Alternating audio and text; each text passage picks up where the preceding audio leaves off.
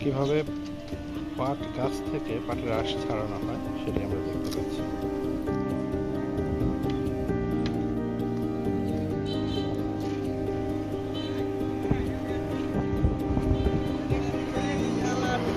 প্রক্রিয়াটি কোনোভাবেই সহজ নয়, বিশেষ দক্ষতার প্রয়োজন হয় এই কাজটি করার জন্য।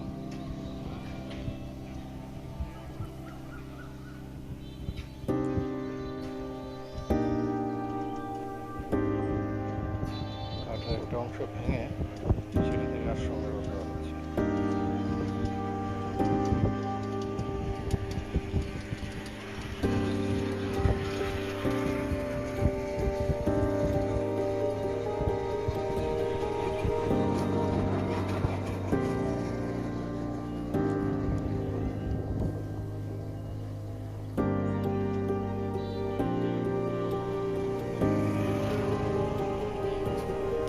এক সময়ের বাংলাদেশের গর্ব সোনালী আঁশ পাট, কৃষকরা এভাবেই পাট গাছ থেকে পাট আরম্ভ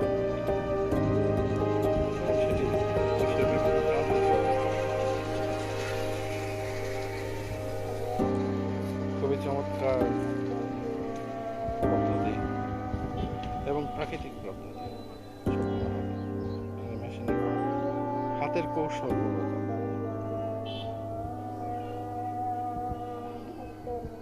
চমৎকারভাবে এক গুচ্ছ পাট গাছ থেকে পাটের আঁশ সংগ্রহ করা হয়ে গেল। চমৎকার। এখন এটি যেহেতু ভেজে আছে, এটি শুকিয়ে তারপরে এটি ব্যবহারের উপযোগী করা